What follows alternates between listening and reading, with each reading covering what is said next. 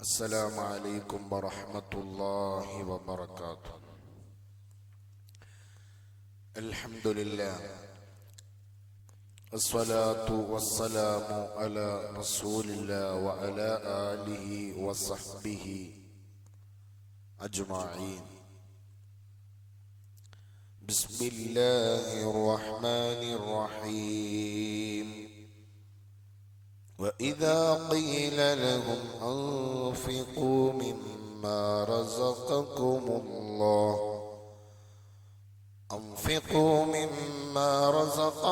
الله قال الذين كفروا للذين آمنوا أنطعم من لو يشاء الله أطعمه إن أنتم إلا في ضلال مبين. صدق الله مولانا العلي العظيم. പ്രിയമുള്ള മുഅ്മിനീങ്ങളെ, സത്യവിശ്വാസികളെ, അല്ലാഹു സുബ്ഹാനഹു വ തആല സത്യനിഷേധികളോടായി പറയുന്ന രണ്ട് നിർദ്ദേശം, അവർക്ക് നന്നാകാനും രക്ഷ പ്രാപിക്കാനും വിജയത്തിൻ്റെയും അള്ളാഹുവിൻ്റെ കാരുണ്യത്തിൻ്റെയും കവാടം തുറക്കുന്നതിന് വേണ്ടി അള്ളാഹുവിൻ്റെ കാരുണ്യം ലഅല്ലക്കും തുർഹമൂൻ, അള്ളാഹുവിൻ്റെ കാരുണ്യം ലഭിക്കുന്നതിന് വേണ്ടി ഇന്നാലിന് നിങ്ങൾ ചെയ്യണേ എന്ന് പരിശുദ്ധമായ ഖുർആനിലൂടെ അള്ളാഹു തആല പറയുകയാണ്. ഒന്നാമതായി പറഞ്ഞത് തഖ്വയാണ്. രണ്ടാമതായി അവരോടൊരു കൽപ്പന പറയുന്നുണ്ട്. തഖ്വ കൊണ്ട് വസിയത്ത് ചെയ്തപ്പോൾ അവരെന്ത് ചെയ്തു? പുറംതിരിഞ്ഞു കളഞ്ഞു.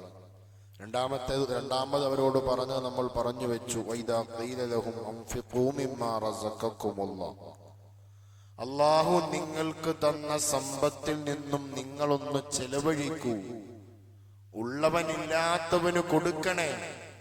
സാമ്പത്തികമായി ഭദ്രതയുള്ളവൻ, സാമ്പത്തികമായി പിന്നോക്കം നിൽക്കുന്നവനെ ചേർത്തു പിടിക്കണം, ഉള്ളതിൽ നിന്ന് ഇല്ലാത്തവന് കൊടുക്കണം എന്ന് അവരോടായി പറയപ്പെട്ടാൽ, മനുഷ്യരോട് പറയപ്പെട്ടാൽ, സമ്പന്നരായ നന്ദികെട്ട വർഗത്തോട് പറയപ്പെട്ടാൽ അവര് പറയുന്നത് എന്താണ്?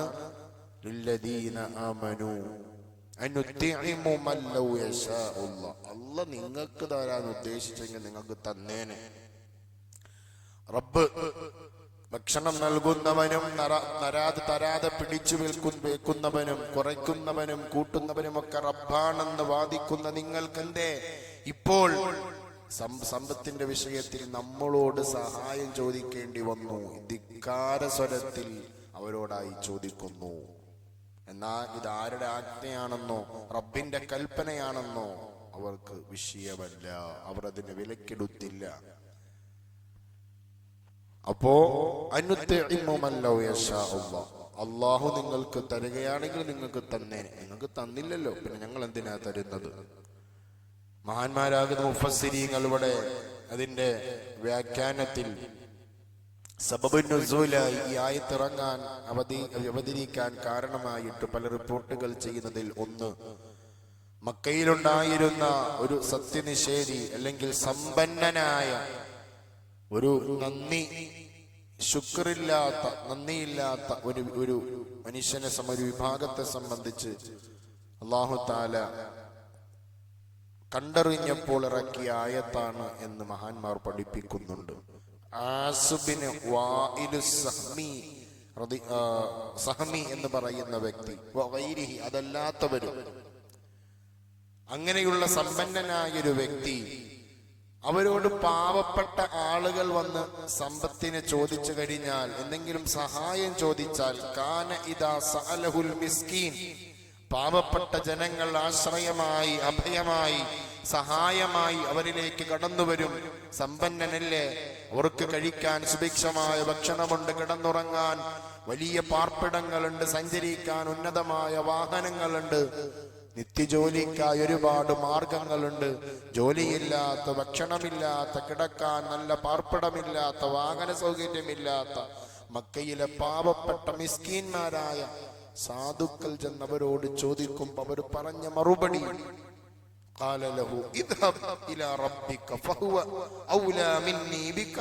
നീ ചെല്ല്. വന്ന് സമ്പത്ത് ചോദിക്കുന്നവരോട് പറയുന്നത്, നീ പോയി നിന്റെ റബ്ബിനോട് ചോദിക്ക്. നീ റബ്ബിനോടല്ലേ ചോദിച്ചോണ്ടിരിക്കണേ.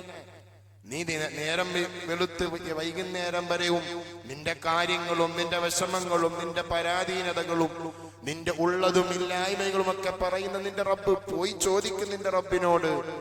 ഫഹുവ ഔലാ മിന്നീ ബിക, എന്നേക്കാൾ വലുത് നിനക്ക് നിന്റെ റബ്ബല്ലേ.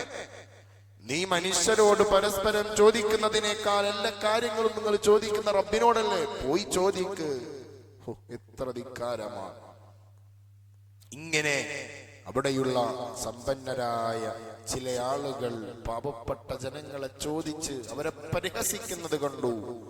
അല്ലാഹ് നിനക്ക് തടഞ്ഞു സമ്പത്ത്, രക്ഷിതാവ് നിങ്ങൾക്ക് തടഞ്ഞു. ആ നിങ്ങൾക്ക് തടഞ്ഞ സമ്പത്ത് ഞാൻ നിങ്ങൾക്ക് തരാനോ? ഞാൻ തരില്ല, നിങ്ങൾ നിങ്ങളുടെ രക്ഷിതാവിനോട് ചോദിച്ചു മേടിച്ചോ എന്ന് അവിടെയുള്ള സമ്പന്നർ പാവപ്പെട്ടവരോടായി പറഞ്ഞപ്പോൾ അല്ലാഹു തആല മുത്തുനബിയോടായി പറഞ്ഞു കൊടുത്തു, നബിയേ ഇങ്ങനെ ഒരു വിഭാഗമുണ്ട് കേട്ടോ. വഇദാ ഖീല ലഹും അൻഫിഖൂ മിമ്മാ റസഖക്കുമുല്ലാഹ്, അവരോട് ഓൾറെഡി കൽപ്പനയുള്ളതാണ്, രക്ഷിതാവ് തന്ന സമ്പത്തിൽ നിന്നും നിങ്ങളുടേതല്ല, നിങ്ങളുടെ പണിയെടുക്കൽ കൊണ്ടോ അധ്വാനം കൊണ്ടോ അല്ലെങ്കിൽ നിങ്ങളുടെ കഷ്ടപ്പാടിന്റെ ഫലമല്ല സമ്പത്ത് കുമിഞ്ഞുകൂടാൻ കാരണം. അതിന്റെ പിന്നിൽ വലിയൊരു ശക്തിയുണ്ട്, ദൈവത്തിന്റെ വലിയ ശക്തിയുണ്ട് എന്നവർ മറന്നുകൊണ്ട് പാവപ്പെട്ടവരെ മാറ്റി നിർത്തുന്നവരാണവർ. ചോദിച്ചു വരുന്നവരെ പുറങ്കാലുകൊണ്ട് തള്ളി അവരെ വിഷമത്തോടെ പറഞ്ഞയക്കുന്നവരാണ്. അവരോടൊന്ന് പറയണം, അവരെ സംബന്ധിച്ചൊന്ന് ജനങ്ങൾക്ക് ജനസമക്ഷത്തോട് അങ്ങ് പറഞ്ഞു കൊടുക്കണം. അങ്ങനെ ആകല്ല, അള്ളാഹുവിന്റെ കാരുണ്യം നിഷേധിക്കാൻ അത് കാരണമാകുമെന്ന് പഠിപ്പിക്കാൻ വേണ്ടിയിട്ടാണ് പരിശുദ്ധമായ സൂറത്ത് യാസീനിലൂടെ ഈ സംഭവങ്ങളെ നമ്മൾ പഠിപ്പിക്കുന്നത്. ഇതിലൂടെ നമ്മൾ മനസ്സിലാക്കേണ്ടത്, അല്ലാഹു തആല രണ്ട് വിഭാഗത്തെ, പല വിഭാഗങ്ങളെ അല്ലാഹു തആല ഇവിടെ പടച്ചിട്ടുണ്ട് മനുഷ്യരിൽ തന്നെ. കറുത്തവനെയും വെളുത്തവനെയും, എല്ലാവരും വെളുത്തവരല്ല, എല്ലാവരും കാണാൻ ഭംഗിയുള്ളവരല്ല, എല്ലാവരും കാണാൻ ഒത്ത ശരീരമോ ആരോഗ്യവാനോ അല്ല. കാലില്ലാത്തവർ, കൈയില്ലാത്തവർ, കണ്ണ് കാണാത്തവർ, ചെവി കേൾക്കാത്തവർ, സംസാരിക്കാൻ കഴിയാത്തവർ, ഇഴഞ്ഞു ജീവിക്കുന്നവർ, മറ്റൊരാളുടെ സഹായത്താൽ മാത്രം ആവശ്യ പൂർത്തീകരണങ്ങൾ നടത്തുന്നവർ. എന്നാലോ ഇവിടെയും ആരോഗ്യവാന്മാർ ജീവിക്കുന്നുണ്ട്. ഒരു കുഴപ്പവുമില്ലാത്ത, കാണാൻ അഴകുള്ള, ഭംഗിയുള്ള ആരോഗ്യവാന്മാർ ജീവിക്കുന്നുണ്ട്. അതുപോലെ ഒരു ഭാഗത്ത് സമ്പന്നന്മാർ ജീവിക്കുമ്പോൾ പുറമാകത്ത് അതുപോലെ തന്നെ പാവപ്പെട്ടവരും ജീവിക്കുന്നുണ്ട്. റബ്ബിനെന്തുകൊണ്ട് എല്ലാവരെയും സമ്പന്നനാക്കിക്കൂടായിരുന്നോ? റബ്ബിനെല്ലാവരെയും പാവപ്പെട്ടവരാക്കാൻ പാടില്ലായിരുന്നോ? ഒരു നാട്ടിൽ തന്നെ അവിടുത്തെ ദാരിദ്ര്യം മാറ്റാൻ വേണ്ടിയിട്ട് ഒരു നാട് മുഴുവനും അങ്ങ് സമ്പന്നന്മാരെ ആക്കാൻ റബ്ബിനെന്താ താമസം? അങ്ങനെ ആക്കാൻ പാടില്ലായിരുന്നു. അങ്ങനെ ആക്കില്ല. അത് അല്ലാഹുവിന്റെ ഒരു സിസ്റ്റമാണ്. ഈ പ്രപഞ്ചത്തിന്റെ സൃഷ്ടിപ്പിൽ അല്ലാഹു തആല വെച്ചിരിക്കുന്ന ഒരു സിസ്റ്റമാണത്. അതൊരു വലിയ തന്ത്രമാണ്. ഒരു യുക്തിപരമായി നമ്മൾ അതിനെ ചിന്തിച്ചു കഴിഞ്ഞാൽ നമുക്കത് മനസ്സിലാക്കാൻ സാധിക്കും. അല്ലാഹ് എന്തിനാണ് അങ്ങനെ സൃഷ്ടിച്ചത്?